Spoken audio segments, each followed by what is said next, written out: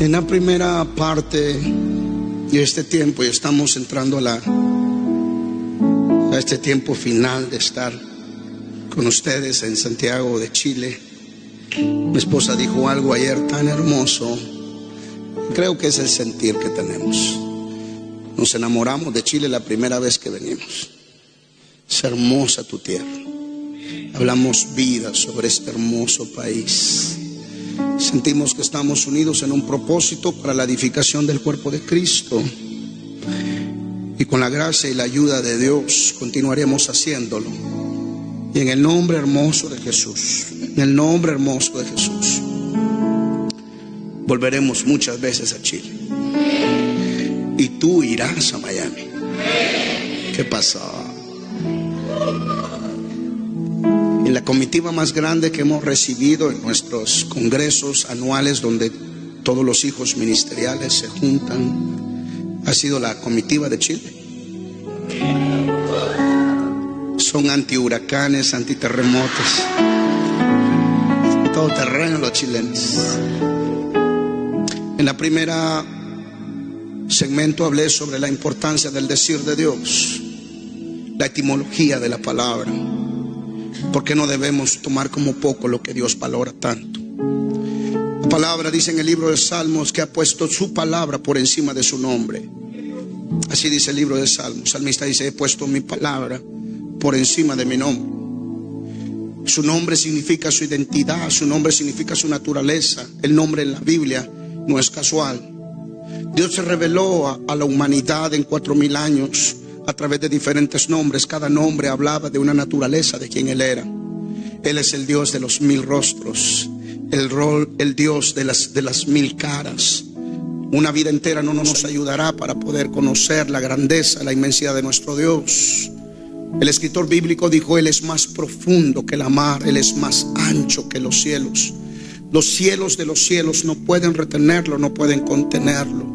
Él es el Dios especial, el Dios maravilloso.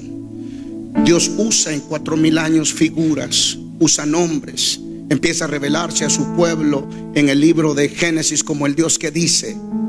Todo lo gobierna por el decir de Dios. Empieza la escritura formando materia, formando tiempo, formando espacio, y todo después de Génesis opera en materia, espacio y tiempo. Dios crea la materia, el espacio y el tiempo. Y en el primer versículo de la escritura dice que Dios creó, y esa palabra crear es la palabra ¿cómo se llama ese grupo que es muy famoso ahora? Barak. La palabra es Barak. El Barak de Dios es el crear de Dios. El decir de Dios siempre produce el Barak de Dios. El Barak de Dios es el crear de Dios. Así que Dios empieza en el libro de Génesis diciendo: voy a Barak con el decir. Dios, yo no puedo Barak si primero no digo. Así que empieza a gobernar todo lo creado por el decir, y en el decir que el Barak nunca cambia de ley. Todo lo creado entonces empieza a hacerse, y la escritura dice que Dios empieza a crear y crea los cielos. Míreme, crea los cielos, primero los cielos. La Biblia es enfática, hace énfasis, hace hincapié, dice: lo primero que crea Dios es los cielos. Primero crea la dimensión del espíritu. Todas las cosas primero son espíritu. ¿Dónde estaba la creación antes de que tú y yo la pudiéramos ver? Estaba metida en Él.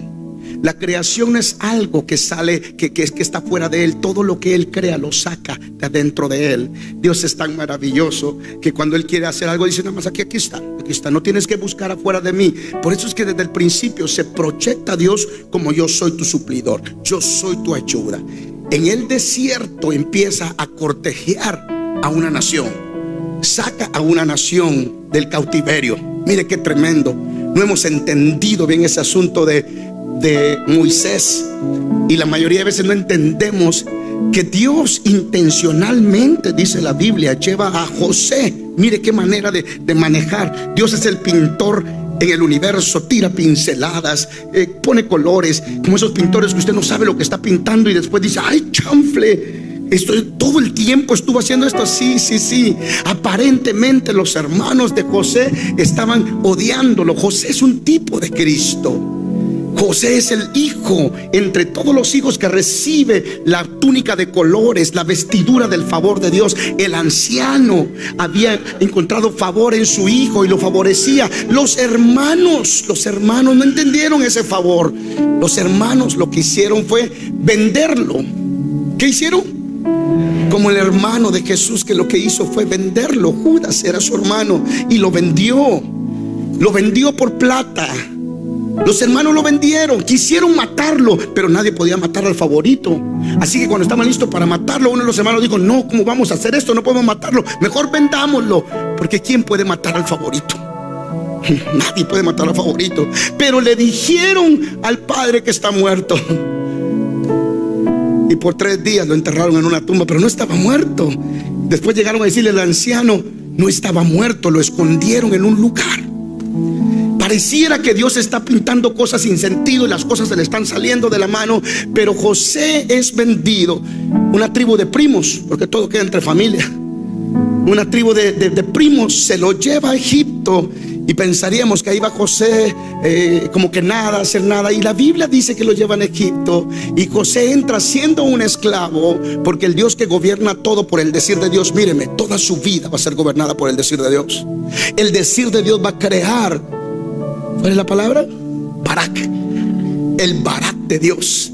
Así que siempre que Dios libere una palabra sobre su vida, espere que detrás de la palabra dicha está el Barak, está el poder creativo de Dios para hacer algo. Ahora, no se desespere porque Dios empieza a coger riñón, a coger hígado, a coger esto y empieza a juntar las cosas. A eso se refiere la escritura en el libro de Primera de Juan, cuando dice que el verbo tomó carne. ¿Qué significa que el verbo tomó carne? Que el decir de Dios se liberó y luego el Barak dijo: necesitamos riñones, necesitamos hígado, necesitamos pelo, necesitamos todo. Y el Barak de Dios tiene el poder de crear el decir de Dios. ¿Por qué debemos de crecer en el decir de Dios? Porque el decir de Dios desatará el Barak de Dios. Dios se lo lleva entonces y libera una profecía. Mire la profecía. José no existe. La profecía no se le dan a José, pero la palabra profética tiene tanto poder que Dios empieza a hablar antes de que sucedan las cosas. Dios resuelve el pasado desde el pasado. Qué tremendo. Dios resuelve el pasado desde el pasado. A eso se refiere el profeta cuando dice: yo soy el Dios que anuncio lo que viene desde los tiempos de la antigüedad. Tiempos de la antigüedad al pasado. Dios dice: yo en el pasado me paré para anunciar lo que todavía no ha hecho, pero que tiene que ser pasado porque yo lo dije. Ahora eso se entiende lo que el salmista dice: yo soy el Dios que hablo desde la eternidad y hasta la eternidad. Porque cuando Dios desata una palabra, la palabra tiene que cumplir un ciclo. Dios no es completo sino completa en ciclos. Todo lo hizo en ciclos. Así que cuando Dios libera una palabra, lo hace desde la antigüedad y la palabra se mete en el tiempo y viaja y da la vuelta, pero no puede regresar a él vacía. Así que acaba hasta que lo que él dijo en la antigüedad vaya al futuro, acabe lo que tiene que acabar y regresa a la autoridad a decirle: está acabado. Pero ¿cómo que está acabado si no está empezado? Sí, ya. Él es el Dios que anuncia lo que está por venir. Le profetiza a Abraham y dice: te sacaré de esta tierra. ¿Por qué le profetiza a Abraham y le dice a Abraham: te voy a hacer una grande nación? Pero si usted estudia la escritura y mira el tiempo de Abraham y mira, es imposible que en tierra de Babilonia se pudiera levantar una nación, porque la tierra entera estaba en hambruna y usted no puede crear una nación en hambruna. El vientre donde Dios tenía que gestar una nación estaba débil, no podía generar un hijo. Él quería un hijo. Le dijo a Abraham: te sacaré y de ti voy a sacar un hijo, una nación. Tú eres estéril, pero voy a decir y con mi decir voy a crear. Así que yo digo padre de multitudes, pero no te puedo hacer padre de multitudes aquí en tierra de Babilonia porque hay hambre. Tu vientre está seco. Así que saca a José y lo envía a tierra de Egipto. Y en tierra de Egipto, míreme, José es el esperma de Dios en el vientre de Egipto. ¿Por qué es en el vientre de Egipto? Porque no había tierra más fértil. No había tierra más fértil para gestar un hijo que en tierra de Egipto. Así que Dios pone el esperma llamado José, y el José entra una familia. Pero como el vientre es bueno, se empieza a ensanchar, y de uno se hacen dos, de dos se hacen cuatro, de cuatro, hasta que hay un faraón que dice: son demasiados. Ya el niño se había formado, ya tenía 9 meses el niño. Entonces Dios dice: hay tiempo de sacarlo, es tiempo de sacarlo. Y para sacarlo le pone contracciones a la señora llamada Egipto. Entonces dice, llega y le dice: es tiempo de sacar a mi hijo para que me adore.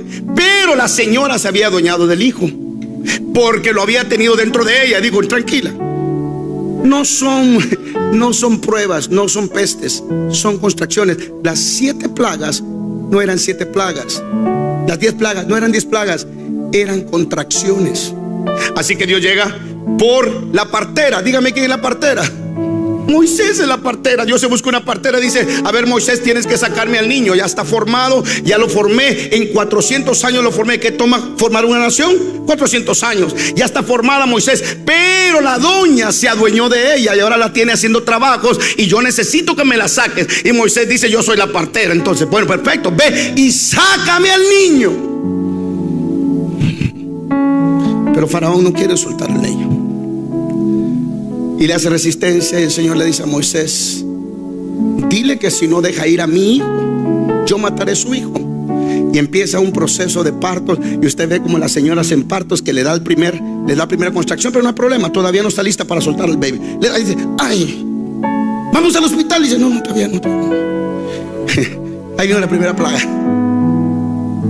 y la señora no quería soltar al niño, y manda otra plaga, y la señora siente: ay. Y cada vez que la señora sentía contracciones, mandaba a llamar a la partera para negociar con la partera: me está doliendo. Y la partera le decía: sencillo, para que no te duela, deja ir al niño. Te va a seguir doliendo hasta que no sueltes al niño. ¿Me estás entendiendo? Es el Dios que usa cosas naturales. Por casi 7 veces regresa Moisés, 9 veces, y la señora no quiere soltar al niño hasta que se da la señal.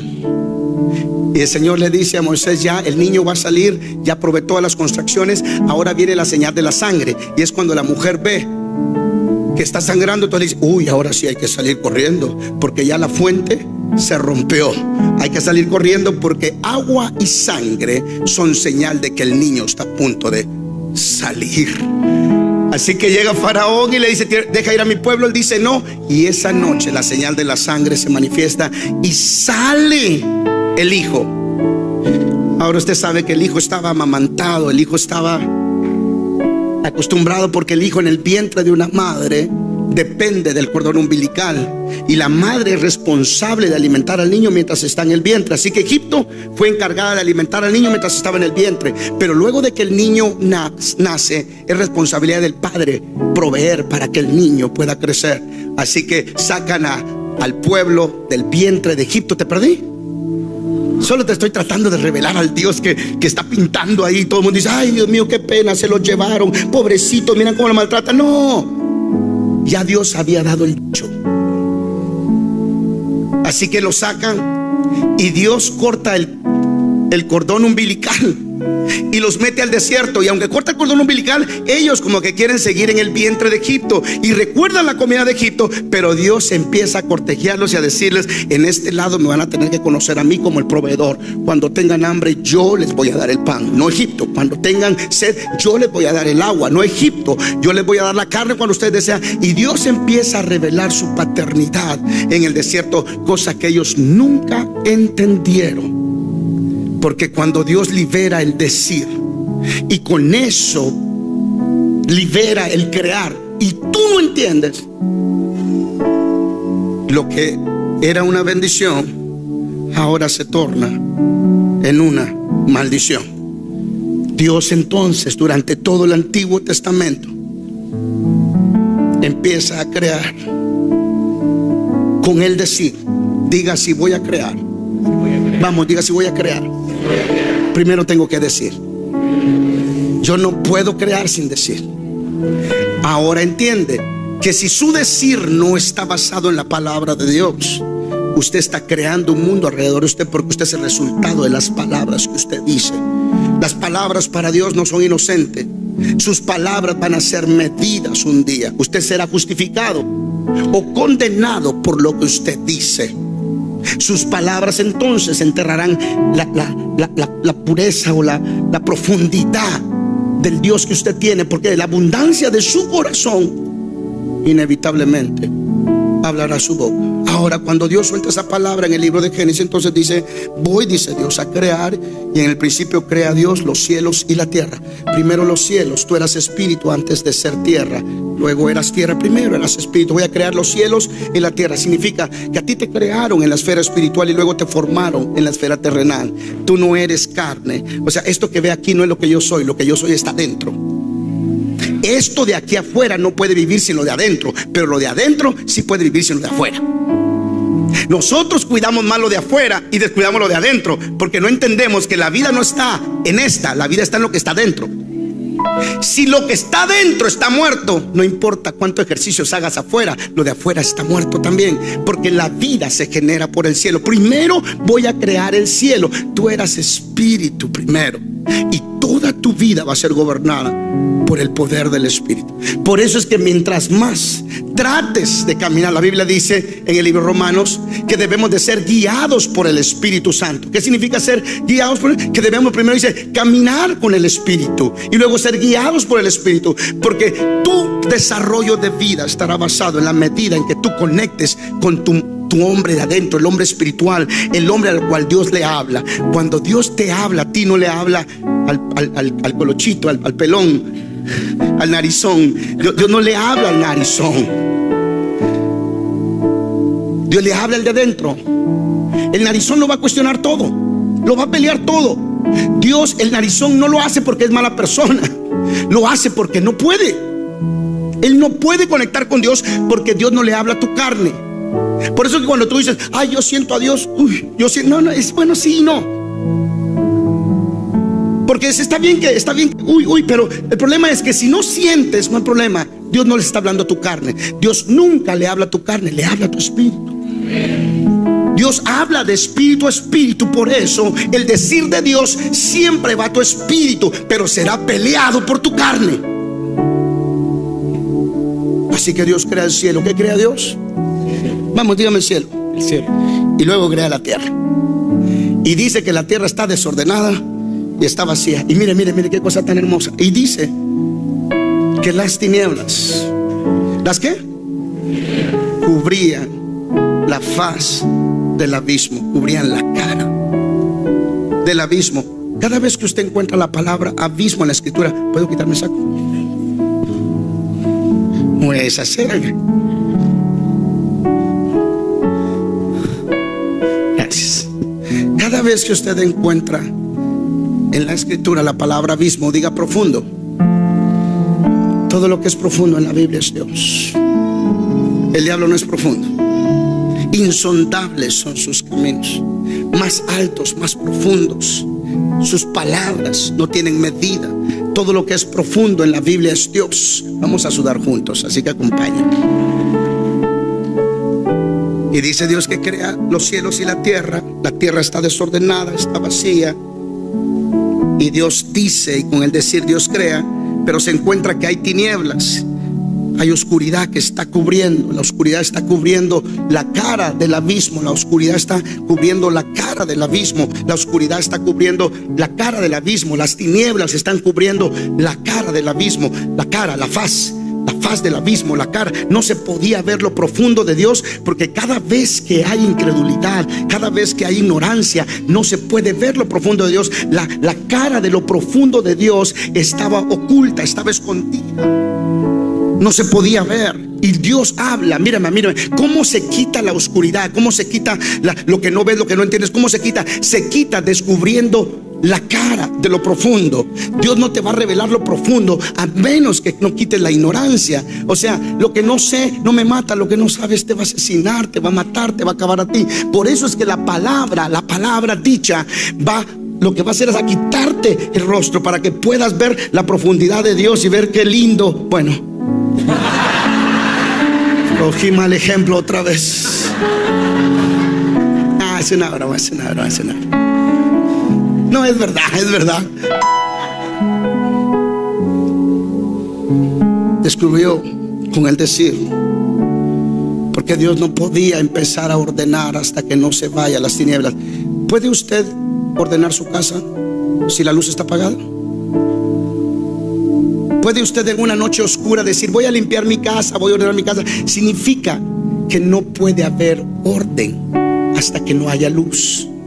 Por eso es que lo primero que Dios hace al decirte este fin de semana, Dios estuvo diciendo, la idea es encenderte la luz. ¿Para qué encenderte la luz? Para que tú puedas ordenar, porque todo lo que tú no ordenas, Dios no puede bendecir. Todo lo que no está ordenado está atacando el dicho de Dios, el orden de Dios. Significa que Dios jamás podrá bendecir aquello que tú no ordenas. Pero Dios te ha encendido la luz esta semana. En el primer segmento, si estás aquí del primer segmento, por lo menos tienes de aquí salir de aquí diciendo, tengo que hablar bien. ¿Se recuerdan lo que les dije a mi esposa? Que es linda, que es hermosa. ¿Se recuerdan todo lo que hablé de ella? Hablé bien de usted.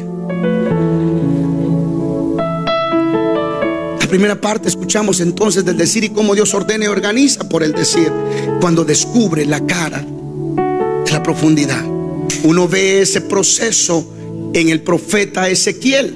En el profeta Ezequiel uno empieza a ver el proceso de Dios, y usted conoce el capítulo 37. Y la mano de Jehová estuvo sobre mí, y vino la mano del Señor sobre mí. ¿La que vino sobre ella? Vino la mano del Señor sobre mí. Y dice la Biblia que el profeta dijo, instantáneamente fui traspuesto a un valle de huesos secos. Y el profeta dice, y estaban bien secos. Y Dios empieza una vez más a revelar el proceso de cómo opera la palabra de Dios. Si quieren, enciendan el aire porque vamos a derretir a esta gente.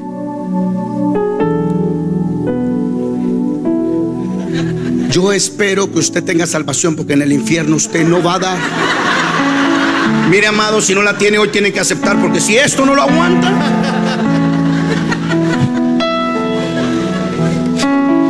Yo espero que usted tenga a Cristo en el corazón, porque allá va a estar en problemas usted si este calorcito no lo aguanta.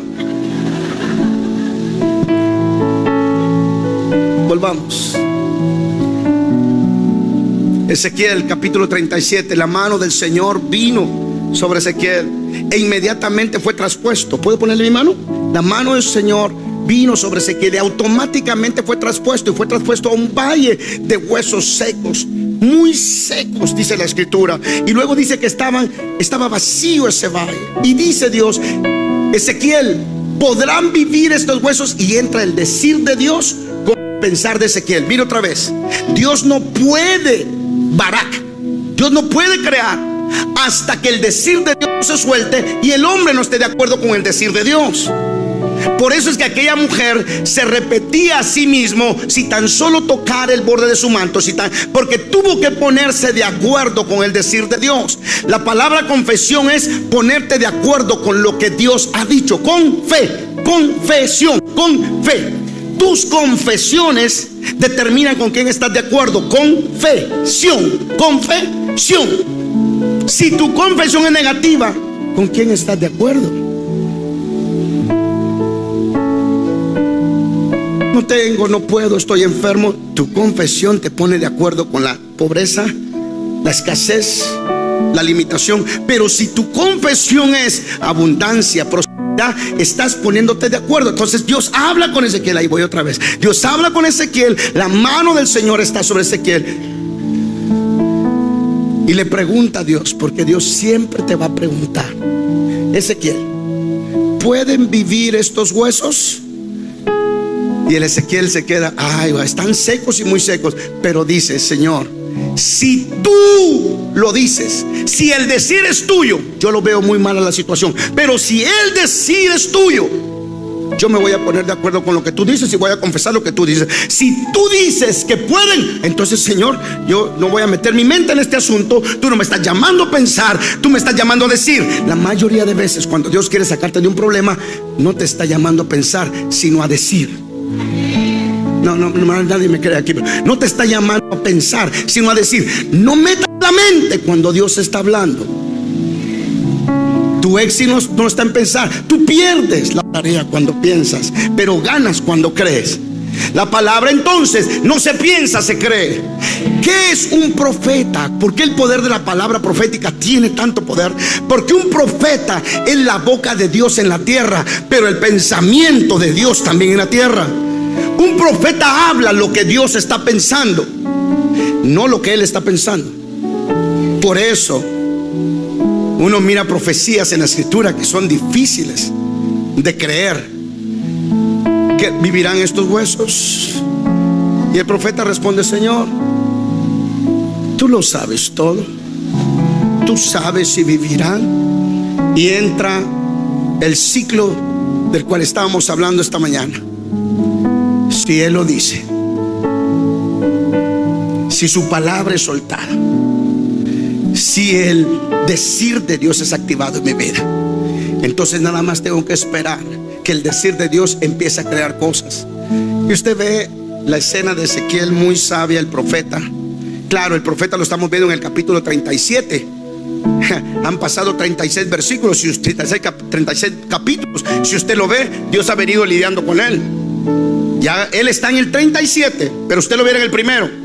En el primero se comía el mundo entero porque Dios le reveló su gloria. En Ezequiel capítulo 1 le revela su gloria y se le aparece la visión. Y en la visión ve a un ser viviente con 4 caras: cara de león, cara de águila, cara de buey, cara de hombre. Y Ezequiel dice: wow, la gloria de Dios. En el capítulo 12 le dice: te he mandado para esto. Y en el versículo 14 del capítulo 2 dice: estoy listo. Y me levanté en la amargura de mi corazón para decirle a estos desgraciados cómo iban a morir. Prácticamente lo que... No, en serio, prácticamente, lea la Biblia, prácticamente es lo que dice. Y me levanté en la ira de mi corazón porque ya vi la gloria de Dios y tengo la palabra. Y les voy a decir a esto, y dice la palabra, que la mano de Jehová vino sobre él. O sea que a Ezequiel le vienen varias veces la mano de Jehová. Y en el capítulo 2, la mano de Jehová le viene. Pero ¿sabe para qué le viene? Él ya estaba levantado, listo para ir a maldecir a todo mundo, porque estos hijos del diablo, hijos desgraciados, se van a ir al infierno. Yo vi la gloria de Dios, ellos son pecadores. Y ya iba a predicar. Y la mano del Señor, lea capítulo 2, versículo 14, 16, 17, estuvo sobre él y me sentó. La mano lo sentó. Mire, este ya estaba listo para ir a predicar. Y ¡hey! Pero si yo vi a Dios, no, siéntese. Y mire dónde lo sienta, dónde lo sienta. Dice la Biblia: y me sentó donde se sienta el pueblo. Y por 7 días no enmudeció y no me dejó hablar. ¿Por qué lo sienta por 7 días donde el pueblo se sienta? Porque es ilegal que alguien le predique a alguien si no ha estado sentado donde él ha estado sentado. Porque es fácil predicar desde la gloria de Dios si tú no has vivido. Hace tiempo que yo no predico mal de los hijos de nadie porque yo tengo hijos. Yo prefiero que mi mensaje sea misericordia y extensión antes que sea ley y sea juicio, porque un predicador eficaz siempre se sienta donde el pueblo se siente. Y la mano del Señor me sentó y me cayó la boca. Esa es la razón por la que Dios no pudo juzgar a la humanidad. No pudo juzgar a la humanidad porque Dios no podía entender al hombre. Dios no podía juzgar al hombre como pecador porque Él no entendía completamente al hombre. Así que hubiera sido ilegal que al final de Malaquías Dios dijera: a todos estos al infierno. Pero Dios dice: busqué entre los hombres, busqué entre los hombres. Y no estaba hablando. Dios buscó entre los hombres un hombre y dijo: Abraham no me sirve, falló. Noé no me sirve, falló. Moisés no me sirve, falló. No encuentro un hombre. Entonces Dios dice: tendré que hacerme hombre. Porque dice el profeta: busqué entre los hombres uno que se parara en la brecha para que yo no matara a aquellos. Y no encontré un hombre. Porque un ángel. Es que un hombre vendió todo. Un hombre tiene que... no entiendo. Y ni el Señor pudo enviar la palabra, porque la palabra la envía que da vida. La palabra que crea toda la creación se da en Génesis. Es la misma palabra, pero la palabra encarnada se presenta en Juan. Así que Dios dice: míreme qué cosa hermosa. Final de Malaquías: todos deben de ser muertos, pero voy a levantarme un hombre. Ese hombre era Él mismo. porque no podía juzgar a la gente si él mismo. El apóstol Pablo dice en el libro de Hebreos: porque no tenemos un sumo sacerdote que no pueda identificarse con nosotros. Sería ilegal que él me juzgue de mi depresión si nunca estuve deprimido, que él me juzgue de mi tentación de matar a alguien si él nunca estuvo tentado. A él mismo dijo: yo no puedo predicarle a esta gente a menos que me siente donde ellos se sienten. Así que se encontró un hombre, y ese hombre fue Jesús. Y qué cosa tremenda, Jesús es un misterio. Mire, amado, Jesús es el misterio de la misericordia de Dios sobre la tierra. Imagínense, Dios vestido de hombre. Le ponen papá a Dios, le ponen mamá a Dios. Sí, porque el que estaba dentro de Dios era Cristo. Cristo era antes que María. Y sin embargo la María estaba diciendo: te digo que no digas eso, corrige. Hay una escena en los 12 años donde se decide él quedarse por voluntad propia y está predicando en el templo. Y María anda como loca con José, muchacho cabezón, pero ¿por qué se me perdió? ¿Dónde está? Como toda madre, ¿cómo se atreve a dar? Y lo encuentra en el templo. Lo encuentra en el templo. ¿Y qué hace María? Se rinde a los pies y lo adora. No, le dice: véngase para acá, que hace que se me perdió. Vamos para la casa. Y él responde: pero mamá, en los negocios de mi padre me conviene estar. En los negocios de padre, nada, todavía no es tiempo. Él se agarra, él no quiere que le gane la oreja. Venga, que usted sí está de orejón, usted sí está de orejón. Mire, dice: en los negocios de mi padre. María lo pudo haber dejado ahí, pero ¿cuál era la lección que Dios estaba aprendiendo? Que no te puede pedir a ti que te sometas si Él no se sometió a sí mismo. ¿Ves la lección? Era una clase. Todo el desarrollo de la vida de Jesús, el Dios metido en el hombre, era una clase, sentándose donde ellos se sientan, porque Él no podía bendecir a tus hijos y decirles que sean sometidos si Él como hijo no se sometiera hasta la muerte, y muerte de cruz. Así que María se lo lleva y no lo deja ahí, y usted ve que desaparece. Ahora, es lícito ver entre las líneas. Imagínense, su padre dice que era carpintero, ¿cierto? Por cultura, la gente enseñaba y reproducía por profesión. O sea, hijo de carpintero, carpintero. Hijo de albañil, albañil. Así que el otro estuvo en el taller de carpintería. Pero qué tremendo en el taller de carpintería, porque en última instancia estaba creado para trabajar la madera con paciencia. Porque en el antiguo pacto ya a Moisés se le había revelado que la presencia de Dios iba a ser guardada en una caja de madera. Y no cualquier madera. En el antiguo pacto le dicen a Moisés: sácame tablas de 8 codos de largo, de 10 codos de largo, de la madera acacia, la madera que más nudo tiene. No puedes sacar rectitud de la madera acacia a menos que eliges mucho la madera. Ahora, ¿por qué Dios decide meter en el arca del pacto la presencia de Dios en una caja de madera? Porque su hijo iba a ser carpintero, y tú eres una madera en las manos de Dios. Y Dios puso dentro de tu madera la presencia de Dios, y el carpintero todos los días se levanta. Y algunos de ustedes necesitan lija gruesa. No me diga amén. Está bien. Porque hay aquellos que los nuditos son chiquitos, pero aquí hay unos. Lo recibo por el Espíritu. Que Dios dice: uy, este nudo, ¿cómo voy a sacar rectitud de ese nudo? Y hay que lijarlo. El carpintero. Ahora imagínese a Dios sentado en la clase de carpintería. Jesús, esto es un martillo. Se usa así. Ponga atención, mijo. Y Jesús pensando dentro de él: yo inventé el martillo.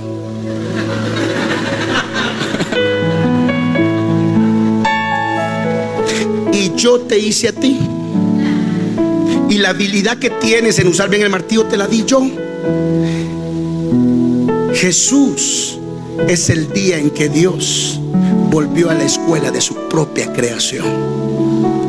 Es el día en que Dios se sentó en la clase de parvulitos para que le enseñaran: mi mamá me ama, habiendo él inventado la clase, el lenguaje y todo. Pero igual se sentó en la clase y dejó que la mamá lo llevara a la clase y lo sentara en la clase. Ahí estaba Jesús en las sinagogas, escuchando a toda la gente hablando un montón de sandeces, y la palabra, escuchando con atención sin decir nada por 30 años. ¿Qué significa 30 en la Biblia? Madurez. Hasta el tiempo de su madurez esperó, aprendió. Uno mide una persona madura por el nivel de su aprendizaje. ¿Ves cómo Dios está pintando? En el cumpleaños número 30 se revela quién es. Y cuando se revela quién es, la vida se le vuelve de cuadritos, porque ahora empiezan a atacarlo por todos lados. Pero como ya tiene madurez y aprendió todo, y es el hombre que se está parando en la brecha para que no destruya a su pueblo, Dios entonces trata con Ezequiel, le revela su gloria, pero lo sienta donde el pueblo se sienta. ¿Quieres ministerios eficaces? Busca gente que dirija esos ministerios. Si tienes un ministerio de cárceles eficaces, busca uno que estuvo preso. Todos los demás te van a hablar de algo hermoso. Si quieres un ministerio de madres solteras, búscate una soltera. No te busques una casada que su esposo la trata bien, que nunca la ha maltratado, porque esta no va a saber lo que es ser maltratada y ser abandonada. Significa, el principio es: Dios permite el decir y luego hace el crear para enseñar una lección. Y si tú la entiendes, vas a entender que esa lección no es completada hasta que lo que Él dijo se convierta en lo que Él hará de ti. Entonces uno tiene que preguntarse: ¿qué es lo que me están enseñando y qué actitud tengo? No quiero aprenderlo. No, mejor di: Señor, si me estás enseñando algo en esto, ya tú soltaste la palabra, yo no me parezco a la palabra que tú me soltaste. Significa que aquí me estás trabajando, estás creando algo en mí, pero el final resultado será que yo seré cabeza y no cola, estaré arriba y no abajo. El final resultado será de que mi vida estará donde tú dices que tiene que estar, porque cuando tú hablas, tú creas. Capítulo 2 de Ezequiel, entonces lo están tratando y lo están mandando a sentar. Usted lee el capítulo 3, 4, 5. Todo hasta el capítulo 37 es un trato. Claro, cuando viene el capítulo 37 y Dios le pregunta a Ezequiel: Ezequiel, ¿vivirán estos huesos?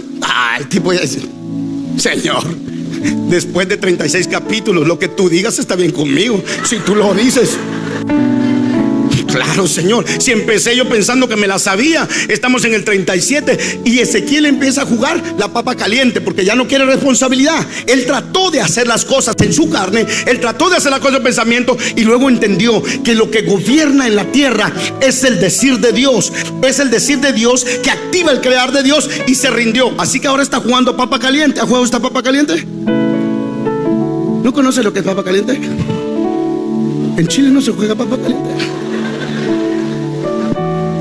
Sí, que uno dice, la idea es que nadie se quede con la papa. Uno dice: papa caliente.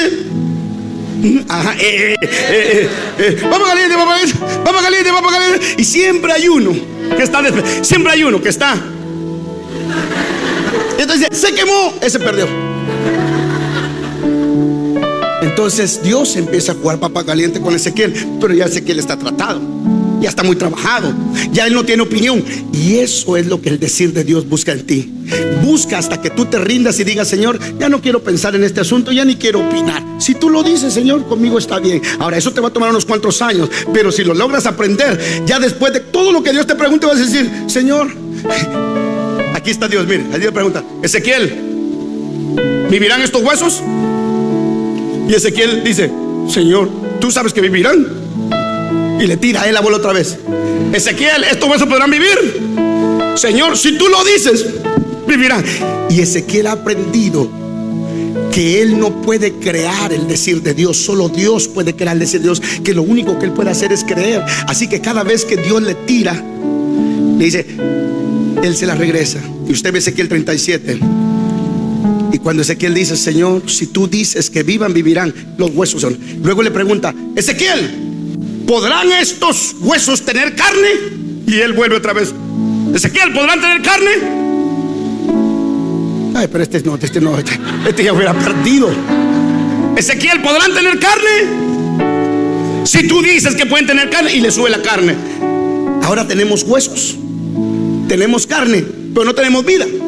Y luego Dios le vuelve a preguntar: Ezequiel, ¿vivirán estos huesos? Dice: Señor, si tú dices que vivan. Y entonces Dios le dice: profetiza al espíritu de los cuatro vientos y vida vendrá sobre él. ¿Por qué le dice profetiza? Porque ya la lección primera la aprendió. Ezequiel, lo que te estoy tratando de enseñar es que la palabra trae orden y estructura. No importa cuán desordenados estén los huesos, si tú te vas con lo que yo digo, yo voy a ordenar el desorden. Y la Biblia dice que cuando Ezequiel le decía: si tú dices que vivan, vivan, los huesos se empezaban a ordenar. Cuando aprendas a decirle a Dios: tú di la palabra, y aunque sea un desorden, yo tranquilo, ya te tiré la bola a ti, tú lo vas a ordenar. No sé cuánto tiempo va a tomar para que arregles el desorden financiero, el desorden de mi cuerpo, el desorden de mi familia, pero yo voy a honrar lo que tú dices, voy a vivir por lo que tú dices. Si tú lo dices, estos huesos se ordenarán. Si tú lo dices, este cuerpo tendrá carne. El decir de Dios.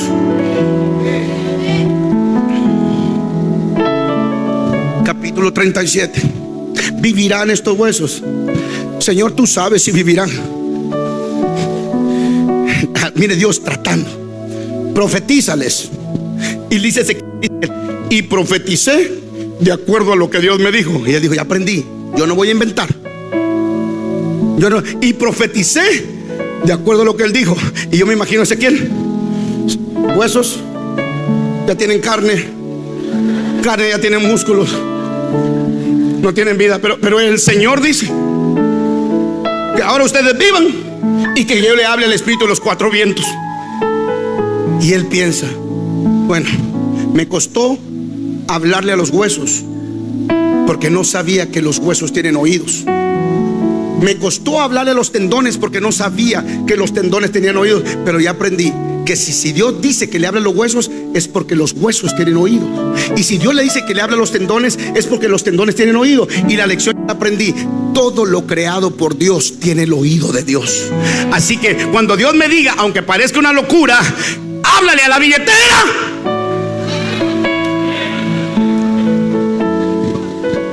Ahí está mi esposa viéndome raro. Tengo que decir entre lo que mi esposa dice o piensa o lo que Dios dice. O puedo decir por mi mente: pero ahora sí que se le fue, hombre, que es lo que da. Billetera, oye, billetera, llénate. Qué tontería. Ya él había aprendido la lección que tuvo que aprender Moisés: háblale a la roca. Qué pena para Moisés, hermano. Qué vergüenza para el líder más grande. El líder más grande ha abierto ríos, ha hecho, y ahora háblale a la roca delante de todo el pueblo. Moisés: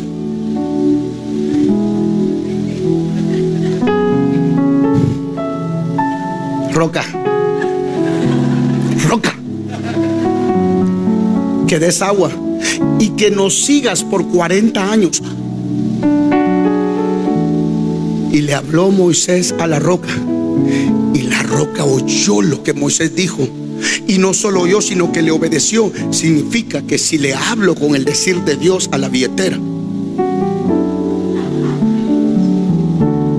no lo están creyendo, ya están pensando que ya perdí la chaveta. Y hay algunos aquí que son muy inteligentes, y esos son los peores en el reino. Déjeme decirle que yo tengo estudios de finanzas y nunca escuché eso en los estudios de administración y finanzas. Me enseñaron a contar con mis activos y mis negativos y a invertir en bienes raíces porque son el elemento que más valor adquiere. Y me enseñaron sobre el valor adquisitivo y esto, pero nunca me enseñaron de hablarle a mi billetera. Y yo me enseñaron también, soy discípulo me enseñaron a respetar las reglas de la matemática. Y dice 1 más 1 son 2, 2 más 2 son 4. Pero usted viene a decirme que si uno echa a correr a 1000, 2 echarán a correr a 10,000, y eso matemáticamente no tiene ningún sentido para hacer. Y no le puedo creer esa escena de que me da 5 panes y 2 peces y puedo alimentar a 5,000 y sin contar. Déjeme decirle que matemáticamente la hoja de trabajo no me cuadra porque este es un problema. Este no sirve. Porque este no ha aprendido lo que en el capítulo 37 ya que él aprendió. Entonces aprendió que él le puede hablar a cualquier cosa. Ahora eso no es nada nuevo, porque en el nuevo pacto Jesús le habla a la fiebre de la suegra. ¿Has leído la Biblia? No, pues no me veas así, la verdad. Yo sé que estás pensando, ¿para qué le habló a la fiebre de la suegra? Mejor hubiera... No, es una broma, es una broma, es una broma. No, solo a Jesús se le ocurre sanar a la suegra. No, es una broma, es una broma, es una broma. Dios bendiga a las suegras.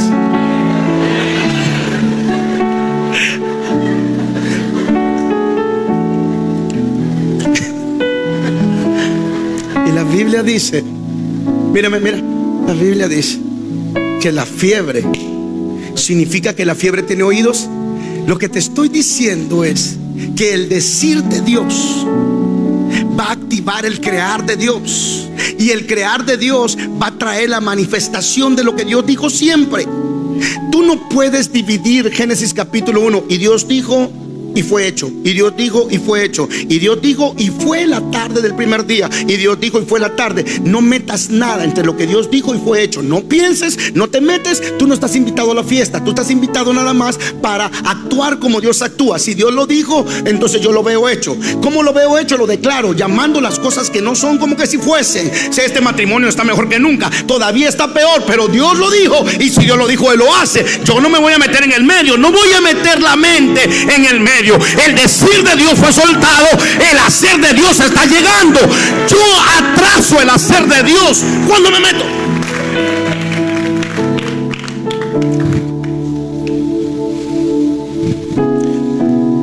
Vivirán, tienen tendones, tienen huesos, vivirán. Mira, con pena, no, con confianza. Tú lo sabes todo. Si yo lo sé todo, soy Dios. Y cuando tú empieces todo, que lo tiene todo, que lo conoce todo, ya no tendrás problema en quitarte del camino. Capítulo 37 lo gradúan para el 47. En el 37 ya está graduado, ya aprendió, ya no piensa, solo profetiza, ya no piensa. Porque un profeta no es uno que piensa lo que Dios está diciendo, es uno que dice lo que Dios está hablando. A veces Dios te dice cosas, si eres profeta, te dice cosas que suelten, cosas que no tienen sentido. Pero si tú eres uno que metes la mente, no lo vas a soltar. Entonces un profeta está llamado a creer y obedecer a Dios. Capítulo 47, y cierra Dios el ciclo. Lo que estoy diciendo, Dios empieza a manifestar en el decir, la manera como Él opera, la manera como Él dice. Todas las palabras que han venido sobre tu vida tienen que tener cumplimiento. No me entiendes. Todas las palabras que te han dicho tienen que tener cumplimiento. Si no se están cumpliendo es porque te metiste. ¿Cómo hago que lo que Dios me habló se cumpla? ¡Salte! Algo está bloqueando lo que Dios dijo y lo que Dios hizo. Tú. Pero si tú te sales y tú dices, Dios lo dijo y yo ya no voy a opinar, ya no voy a actuar, solamente voy a creer, y te mantienes, yo lo creo, Padre, tú lo dijiste, yo lo creo, tú lo haces, tú lo dijiste, yo lo creo, yo lo haces. Y entras en un ciclo en que escuchas la palabra de Dios, piensas la palabra de Dios, hablas la palabra de Dios, oyes la palabra de Dios, piensas la palabra de Dios, hablas la palabra de Dios, oyes la palabra de Dios, piensas la palabra de Dios, hablas la palabra de Dios, oyes la palabra. Y cuando estás en ese círculo, todo lo que no tenía vida ahora tiene vida, porque Dios todo en la tierra lo crea por el decir y el hacer. No te metas entre ellos. Capítulo 47. Me quedan 4 minutos. Gracias. Capítulo 47. Es ahí donde yo te profetizo que estás entrando. Quiero profetizarte en esta mañana que ahí es donde estás entrando. Estás entrando a que ya oíste, vistes, ya aprendiste. De aquí sales para hablar vida. De aquí sales para creerle a Dios. Harías bien si tienes grabadas las palabras proféticas o escritas, volverlas a leer y decir, porque esto no falló, porque esto falló, te vas a dar cuenta que en algún lugar Y si te sales hoy y le dices, Señor, tú lo dijiste, yo te creo, y desempolvas la palabra, porque la palabra está ahí. La palabra no se muere. La palabra es eterna. Mi palabra es vida. Séquese la flor, marchítese la hierba, pero mi palabra permanezca para siempre. La palabra nunca se muere. Significa que en algún lado del bote, en algún lado del bote, en algún lado del bote, ahí adentro está la palabra. Ay, Señor, mira la tormenta. Me dijiste que pasara al otro lado, y yo traté de pasar al otro lado, y se me levantó una tormenta. ¿Y ahora qué hago? Mira cómo se mueve el bote. Mira cómo se mueve el bote, Señor. Nos hundimos. Se me hunde el matrimonio. Se me hunde. Muévase. Se me hunde el matrimonio. Muévase. Le voy a decir lo que le dijo el pastor a Claudio. No se lo voy a decir a ella. Y nos hundimos. Señor, mire. Jesús les dice, pasemos al otro lado. Ya está en la escena, ya ubicó la escena. Pasemos al otro lado. Y ellos se subieron en lo que Dios dijo. Pasemos al otro lado. Y se subieron. Y cuando se subieron, una tormenta hundía el bote. Y aprende, quiere casarse. Se da cuenta del poder, hermano. No, hombre, hasta bailar aprende.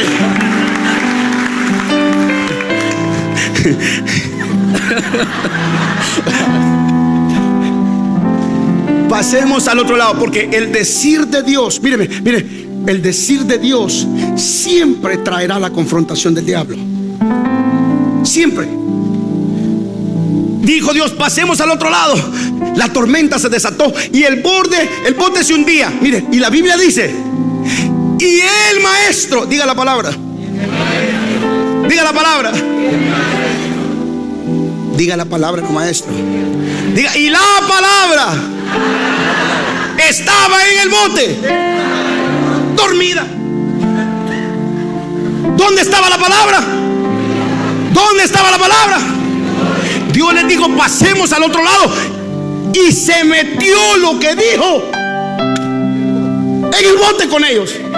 Porque luego de que Dios te dice, nunca te deja solo, te acompaña, te mete. Porque si te da la palabra, te está dando a Dios. Dios y la palabra son uno mismo. En el principio era el verbo, la palabra, y era Dios. Dios y la palabra son una misma cosa. Si Dios te da el decir, se metió Él en el decir, porque Él habita la palabra. Pasemos al otro lado. Y se metió en el bote. Pero la palabra estaba dormida. Y mientras la palabra estaba dormida, ¿qué pasaba en el bote?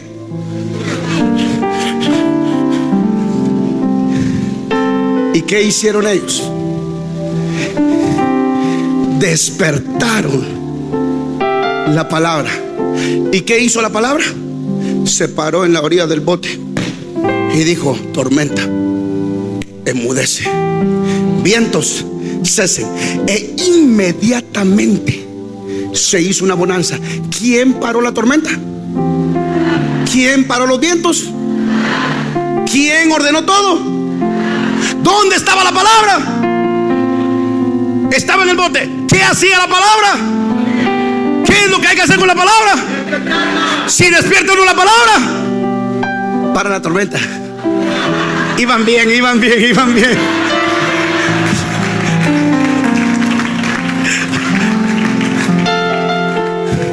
¿Cuánto me queda?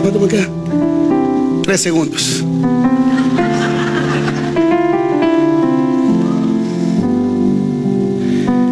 Capítulo 47. Con esto me despido de Chile. Hasta la próxima vez que nos volvamos a ver. ¿Te sirve esto? Amén. ¿Te sirve esto? Parece que es jocoso. El decir de Dios activa el crear de Dios, y el crear de Dios siempre cierra el ciclo de Dios. Dios nunca deja su palabra. Por eso dice que su palabra, le digo a Samuel, las palabras que tú dices no caerán en tierra, porque Samuel representaba a Dios en su sacerdocio. Le digo, cada vez que hablen, las palabras tuyas no caerán al suelo. Es una vergüenza para Dios que sus palabras caigan al suelo. Sus palabras tienen que ir a alcanzar. La idea es, lo que está acá, así será mi palabra, así será mi palabra que sale de mi boca, irá. Y la versión original dice cargará. La versión original es cargará. La versión original es cargará aquello para lo cual la envié. Cargará. La palabra tiene el poder de cargar tus hijos, cargar tu familia, cargar tus finanzas. La palabra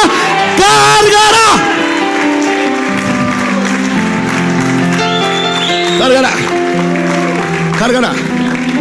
¿Tengo yo que cargar? Tú no tienes que cargar. La palabra cargará. La palabra cargará.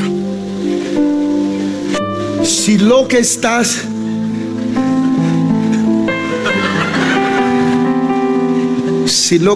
cargando te pesa mucho, echa toda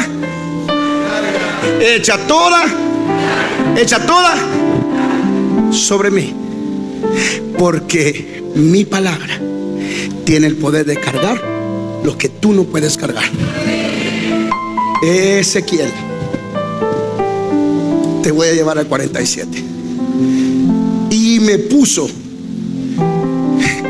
¿Quién me puso? Él me puso.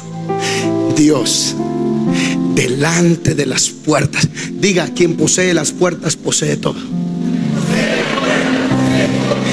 Del templo. Y de ahí, de abajo, salía un río. Diga, fluir del Espíritu. Y el agua corría y me llegó a los tobillos. Diga, empezó Dios a dominar mi caminata. Y caminaba en las cosas que de antemano Él había preparado para mí. Empecé a caminar en todo lo que Él había hablado, porque ya había aprendido. Estoy en el 47. Señor, si tú dices que voy a caminar en prosperidad, voy a caminar en prosperidad. Si tú dices que voy a caminar en riqueza, voy a caminar en riqueza. Y el agua me subió hasta las rodillas. Diga, el lugar de la oración. Diga, las oraciones que nunca se me respondieron. Ahora que ya finalmente estoy entendiendo que es el decir de Dios y es el crear de Dios, todas mis oraciones van a ser contestadas. Oré pero no tenía respuesta, pero ahora hay un río, hay un fluir del Espíritu, hay una dirección de Dios. Lo que voy a orar lo voy a orar por el Espíritu. Y el agua me subió hasta los lomos. Y ahora todo lo que no había tenido vida y que no producía, ahora está produciendo, porque toda la vida se produce de los lomos. El esperma ahora, creo acá. El problema es ahora, todo tiene vida, todo lo que yo toco tiene vida. Y el agua no paró ahí, subió hasta un momento en que ya no pude yo decidir a dónde iba, ni qué producía, ni cómo oraba, sino que el río me llevaba. Cuando llegues a Ezequiel 47, tú y yo, ya aprendiste a no meterte, ya aprendiste a no caminar, ya aprendiste a no orar. Ya entonces se cumple la escritura: Cristo en vosotros, la esperanza de gloria. A eso se refería Pablo, a ese tipo de vida. Ya no vivo yo, ahora Cristo vive en mí, y lo que ahora vivo, lo vivo para la gloria de aquel que me rescató y se entregó a sí mismo por mí. Todo, señores, empieza con la cultura de la palabra. Así que este fin de semana, si algo te vas a llevar de acá, es palabra, mentalidad y corazón. Mi boca estará llena de palabras, mis pensamientos estarán llenos de palabras, mi corazón estará lleno de palabras. Y te profetizo, estás en noviembre. Ay, pastor, pero ya se me acabó el año, me quedan 2 nada más, y los otros 10 vinieron con un reporte que no era el correcto. Los otros 10 meses que pasaron dijeron: la tierra es buena, pero hay gigantes, y nosotros somos langostas, pero 2. volvieron con un reporte diferente. Y los 2 que restaban de los 10 vinieron y dijeron: la tierra es buena, el fruto es bueno y Dios nos lo ha entregado. Subamos y poseamos lo que Dios nos ha dado. Así que aunque tus 10 meses anteriores hablaron lo que los 10 espías hablaron, Dios te envió un profeta a principio del número 11 y entre el 12, para que los 2 que te quedan te permitan conquistar antes de que acabes este año la promesa que Dios dio en enero. Yo no sé para quién es esta palabra, pero deberías de atraparla. Deberías de atraparla. Significa que para la mente de Dios los 2 tenían más valor que los 10. Así que pasaron 10 meses y todavía no ves nada, pero estás en noviembre. Caleb, noviembre. Josué, diciembre. De los otros 10 ni el nombre se menciona, pero este mes estás en tu Caleb. ¿Qué dijo Caleb?